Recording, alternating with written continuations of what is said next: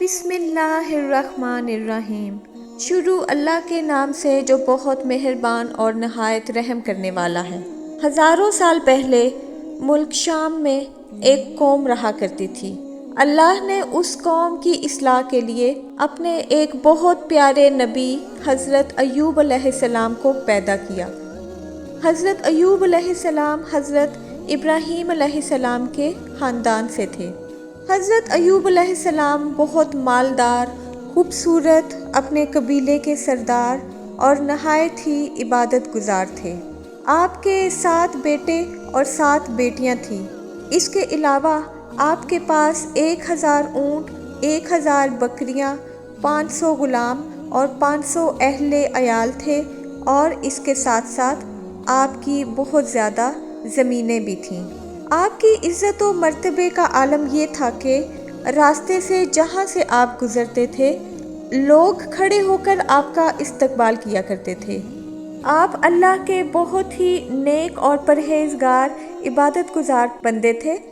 شیطان آپ کی عبادت اور شکر گزاری کو دیکھ کر حسد کی آگ میں جلا کرتا تھا اور طرح طرح سے آپ کو گمراہ کرنے کی کوشش میں لگا رہتا تھا۔ غیب سے آواز آئی، اے شیطان، ایوب میرا صالح اور شاکر بندہ ہے، اس پر تیرا کچھ اثر نہ ہوگا۔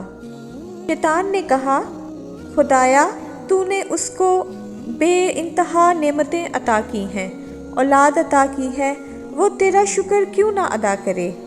اگر تو اس سے ساری نعمتیں چھین لے تو وہ ہرگز تیرا شکر ادا نہ کرے گا۔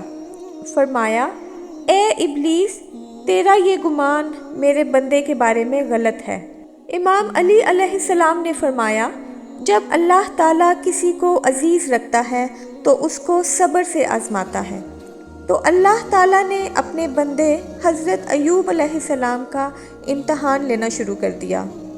حضرت ایوب علیہ السلام کی ساری اولاد مر گئی، ساری دولت ختم ہو گئی، اور اس کے ساتھ ساتھ اللہ نے ایوب علیہ السلام کو ایسی بیماری دے دی جس میں حضرت ایوب کا گوشت گلنے لگا، یہاں تک کہ ہڈیاں نظر آنے لگی۔ پھر دنیا نے اپنا رنگ بدلنا شروع کر دیا۔ وہ لوگ جو ایوب علیہ السلام کی عزت کیا کرتے تھے، کھڑے ہو کر استقبال کرتے تھے، وہی لوگ ایوب علیہ السلام کی توہین کرنے لگے اور کہنے لگے کہ اللہ اس سے ناراض ہے، اللہ کا عذاب ہے ایوب پر، یہ کوئی نبی نہیں بلکہ بہت گنہگار انسان ہے۔ یہاں تک کہ ایوب علیہ السلام سے سب نے بات چیت ختم کر دی۔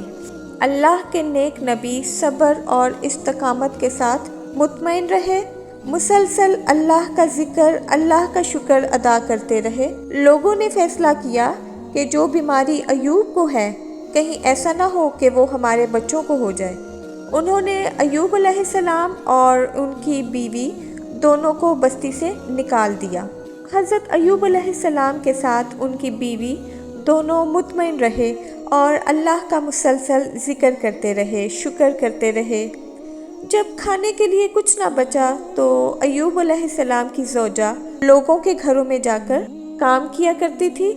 ایک دن آپ کی بیوی نے کہا، اے اللہ کے نبی، آپ اللہ سے دعا کیوں نہیں کرتے کہ اللہ آپ کو شفا عطا کرے؟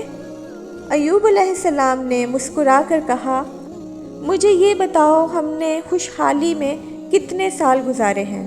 آپ کی بیوی نے کہا، تقریباً 80 سال۔ آپ رونے لگے اور کہا، 80 سال تک خوشحال رہے تو کوئی بات نہیں، ابھی 1 سال سے اللہ نے امتحان لینا شروع کیا تو کیا میں ہمت ہار دوں؟ جب تک اللہ اپنے بندے کو آزمانا چاہے، میں امتحان دوں گا۔ یہاں تک کہ حضرت ایوب علیہ السلام کے جسم پر جو زخم تھے، ان میں کیڑے پڑ گئے۔ ادھر لوگوں نے حضرت ایوب علیہ السلام کی زوجہ کو کام دینے سے بھی انکار کر دیا اور یہ سوچنے لگے کہ کہیں ایسا نہ ہو یہ ایوب کے ساتھ رہتی ہے اور ایوب کی یہ بیماری ہمیں اور ہمارے بچوں کو نہ لگ جائے۔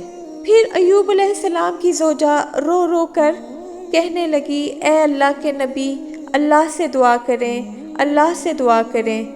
سورہ انبیاء کی آیت نمبر 83 میں حضرت ایوب علیہ السلام نے اپنے رب سے یوں دعا کی، ربی انی مسنی الضر وانت ارحم الراحمین، یا اللہ مجھے تکلیف دہ بیماری لگ گئی ہے اور آپ سب سے زیادہ رحم کرنے والے ہیں۔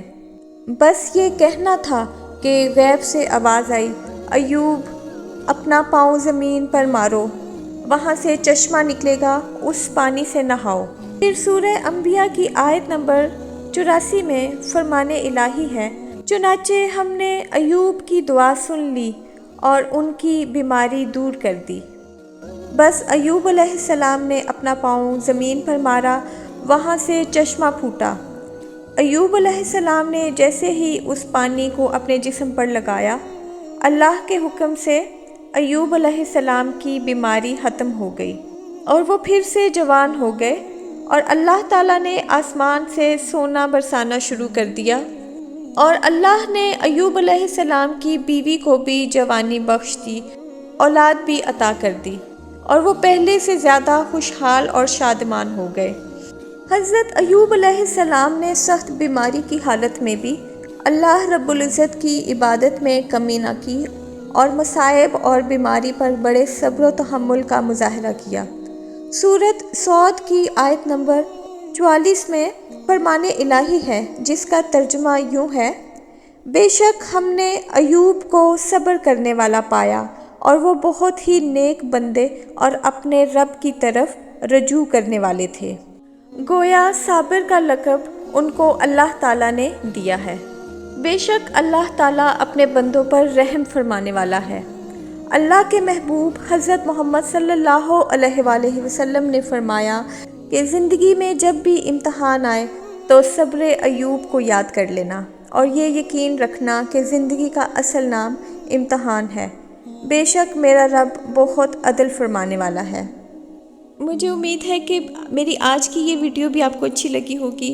اگر آپ کو میری ویڈیوز اچھی لگتی ہیں تو ان کو لائک اور شیئر بھی کر دیا کریں، اور اگر آپ میرے چینل پر نیو ہیں تو اس کو سبسکرائب بھی کر دیں۔ ویڈیو دیکھنے کا شکریہ۔ اللہ حافظ۔